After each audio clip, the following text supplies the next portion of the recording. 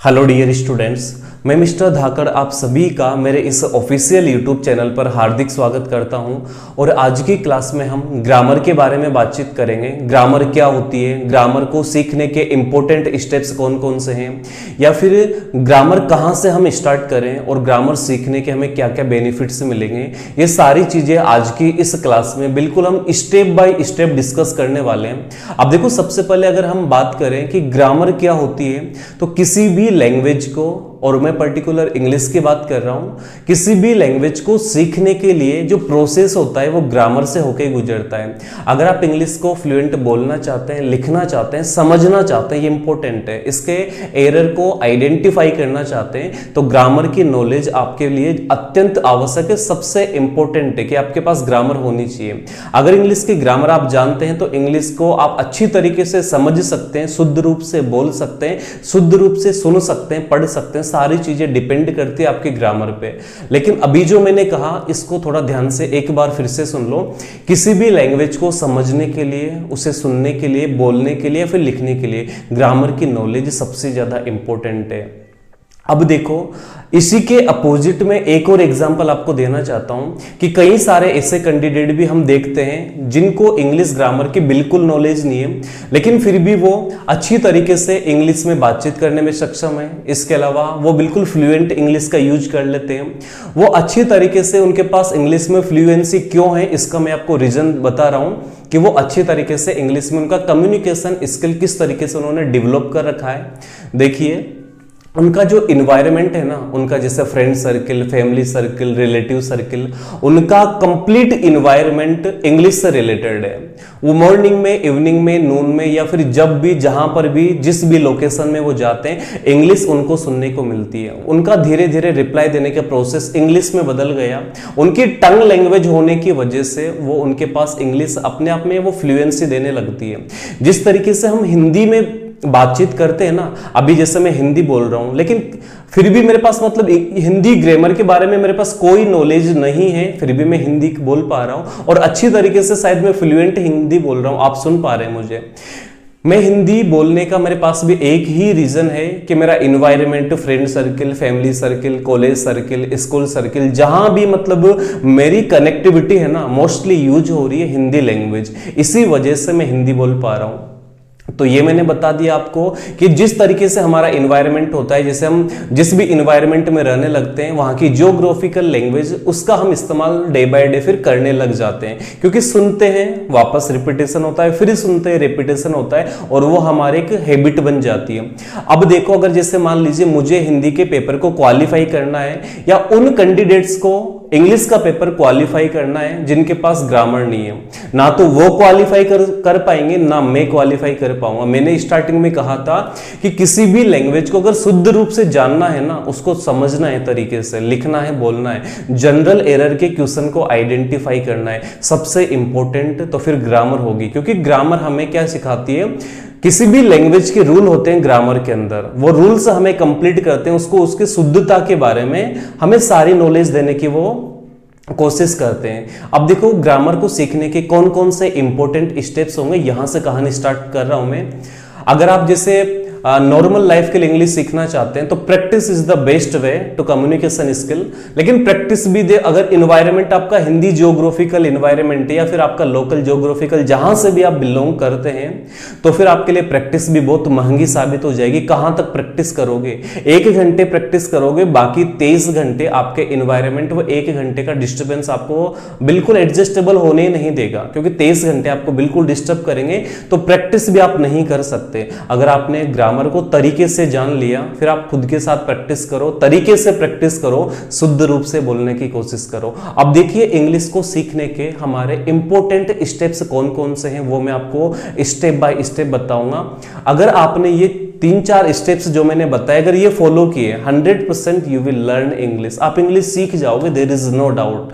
अब देखो वो कौन कौन से स्टेप्स है, चलो मैं आपको एक एक करके बता देता हूं। अगर आप इन स्टेप्स को फॉलो करोगे, मैं आपसे ये कहना चाहता हूं, ये बताना चाहता हूं कि इंग्लिश ग्रामर की शुरुआत कहां से करें। ठीक है, अब देखिए,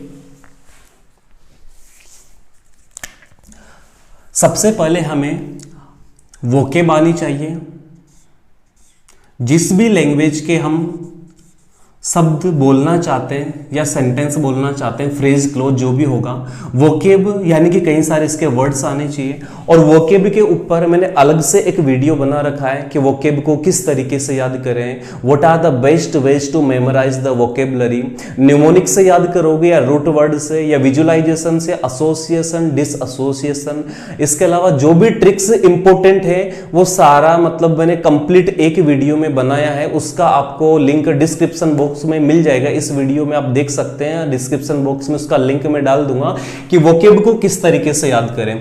अब देखो वो इंपॉर्टेंट स्टेप्स, ये वोकेब नहीं, वोकेब तो आपके पास होना चाहिए। अगर आप लैंग्वेज को समझना चाहते हैं, लिखना चाहते हैं, तो यार vocab is the first need, ये तो आपके पास होनी ही चाहिए, ये तो नॉर्मल सी बात है। लेकिन वोकेब के अंदर जो हम वर्ड्स याद करेंगे, हम थाउजेंड्स ऑफ वर्ड्स जो याद करेंगे, सबसे पहले हमें इन वर्ड्स का आइडेंटिफिकेशन हमारे पास होना चाहिए कि ये वर्ड्स किस कैटेगरी से बिलोंग करता है। तो हमारी जो पहली स्टेप होगी, मैं सभी को एक एक करके डिटेल में आपको समझा रहा हूं। सबसे पहले जो हमारा इंपॉर्टेंट पार्ट होता है इंग्लिश ग्रामर की शुरुआत का, वो होता है पार्ट्स ऑफ स्पीच। देखो सबसे पहले हमारे पास होना चाहिए parts of speech. Parts of speech क्यों होना चाहिए, इसका रीजन चलो मैं आपको बता देता हूं। क्योंकि आपने वोकेब कहीं सारी याद कर ली, कुछ तो याद है ना आपको, तभी तो आप इंग्लिश का ये वीडियो देख रहे हैं, कुछ तो आपको आती होगी, ठीक है। नहीं आती तो वोकेब को किस तरीके से इंप्रूव करें, मैंने एक लेक्चर बना रखा है, वो आप देख सकते हैं। अब देखो वो वोकेब के जो शब्द है ना, पहले वो एक एक शब्द आपके पास क्लियर होना चाहिए कि ये नाउन का रोल प्ले कर रहा है, ये सब्जेक्ट है, ये ऑब्जेक्ट है, ये पजेसिव केस है, ये रिफ्लेक्सिव केस है, ये वर्ब है, ये हेल्पिंग वर्ब, इसके अलावा ये एडवर्ब है, ये कंजक्शन है या प्रीपोजिशन है। ये सारी चीजें आपके पास वर्ड को आइडेंटिफाई करना आपको आना चाहिए। वर्ड को आइडेंटिफाई कैसे करोगे, कहां से करोगे, पार्ट्स ऑफ स्पीच कंप्लीट करने के बाद वर्ड को आप समझना स्टार्ट कर दोगे। देखो इंग्लिश की सबसे पहली स्टेप होती है कि पहले आप उस शब्द को पहचानो। आप अगर सेंटेंस के पीछे भगोगे ना तो वर्ड आपको समझ में नहीं आता, सेंटेंस के पीछे भगोगे तो आपकी वो एक रिपीटेशन मतलब वो रटने वाली प्रोसेस स्टार्ट हो जाएगी। तो बिल्कुल बेसिक वाली चीज मैं आपको बता रहा हूं कि सबसे पहले आपको फर्स्ट स्टेप के अंदर पार्ट्स ऑफ स्पीच कवर करने।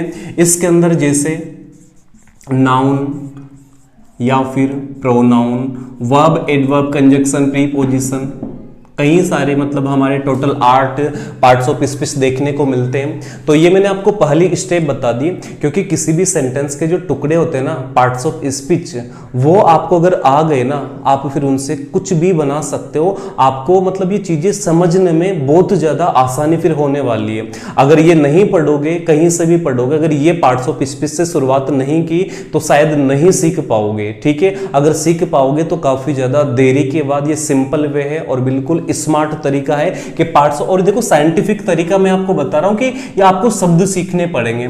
इसके बाद ये टोटल जो 8 प्रकार के होते हैं, अभी आपको बाद में डिस्कस करके मैं बता दूंगा। देखो इसके बाद आपको क्या सीखना है, इसके बाद आपको सीखना है फ्रेज।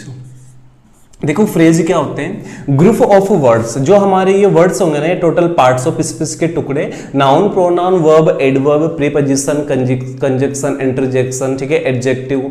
तो ये सारे फिर है ना अपने आप में ये जो शब्द है ना आपस में जुड़ जाते हैं, और जुड़ने के बाद ये क्या बनते हैं, फ्रेज बन जाते हैं। फ्रेज क्या होता है, देखो ग्रुप ऑफ वर्ड्स, बट इसका जो सेंस होता है ना विदाउट कंप्लीट सेंस, इसका कोई अर्थ नहीं होता। इसका अर्थ तो होता है लेकिन एक परिपूर्ण मतलब एक कंप्लीट सेंस ये नहीं दे पाता। और ये आपको इसके बाद जो आपकी सेकंड स्टेप होगी, जैसे नाउन फ्रेज या इसके अलावा हमारे verb phrase, adjective phrase, preposition phrase, कई सारे मतलब हमारे 4-5 प्रकार के जो फ्रेज हैं वो आपको सेकंड स्टेप पे आने चाहिए।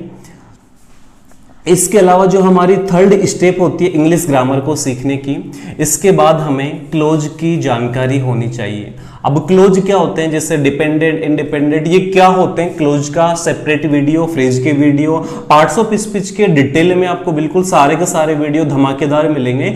लेकिन इस क्लास में मैं केवल वही चीजें डिस्कस कर रहा हूं कि हम ग्रामर की स्टार्टिंग कहां से करें। क्लोज आने के बाद देखो ये सब्जेक्ट वर्ब हमारे मतलब दोनों का कॉम्बिनेशन होता है, और ये एक खुद का पर्टिकुलर सेंस प्रेजेंट कर देता है। इसके बाद हमारी जो मतलब फोर्थ वाली स्टेप है, इसमें हम देखेंगे सेंटेंस। सेंटेंस क्या होता है, सेंटेंस का फॉर्मेशन क्या होता है, सेंटेंस के टाइप्स क्या होते हैं, सेंटेंस कहां से तैयार होता है। देखो आजकल 90% विद्यार्थी इसके पीछे भगते हैं डायरेक्टली, तो उनको क्लोज की नॉलेज नहीं है, फ्रेज की नॉलेज नहीं है, सबसे इंपॉर्टेंट हिस्सा पार्ट्स ऑफ स्पीच इसकी नॉलेज नहीं है। अगर इन तीनों की नॉलेज आप तरीके से ले लेते हैं और सेंटेंस, फिर आप बिल्कुल यार इजी वे में सेंटेंस बना सकते हो, ये बिल्कुल नॉर्मल हो जाएगा फिर आपके लिए। अब देखिए हमारे जितने भी वन डे कॉम्पिटिटिव एग्जाम्स है, नाउन के क्वेश्चन के एरर हमें देखने को मिलते हैं, प्रोनाउन के क्वेश्चन होते हैं, वर्ब, इसके अलावा एडजेक्टिव, प्रीपोजिशन। भाई प्रीपोजिशन बहुत अच्छा टॉपिक है, सभी अच्छे हैं वैसे पार्ट्स ऑफ स्पीच। और ये क्या करते हैं, इनसे फिर आप है ना चीजों को समझना स्टार्ट कर दोगे, साइंटिफिक है, ऑथेंटिक है, बिल्कुल ये 4 स्टेप्स जो मैंने बताया ना, अगर फॉलो किया you will learn English after them. इनके बाद में आप इंग्लिश सीख जाओगे अगर इनको फॉलो आपने कर लिया। कंप्लीट पार्ट्स ऑफ स्पीच जान लो, फ्रेज जान लो, क्लोज जान लो, और सेंटेंस की कैटेगरी, किस तरीके से सेंटेंस बनता है, उसके अंदर वो पार्ट्स ऑफ स्पीच के टुकड़े किस तरीके से काम कर रहे हैं, सिंगुलर, प्लूरल, काउंटेबल, अनकाउंटेबल, क्या क्या क्या, जो जहां पर भी है ना, सबकी रैंकिंग आप नीचे, ये स्टार्टिंग के 3 चैप्टर में आपको ये सारी चीजें डिटेल में सीखने को मिल जाएगी। अब देखो ये 4 स्टेप्स कहां से सीखोगे, मेरे इस YouTube चैनल पर सभी के सभी ये जो चैप्टर हैं बिल्कुल स्टेप बाय स्टेप अलग अलग कंटेंट का सेपरेट वीडियो में डाल दूंगा। इनके बाद सारे वीडियो बिल्कुल आपको मिल जाएंगे।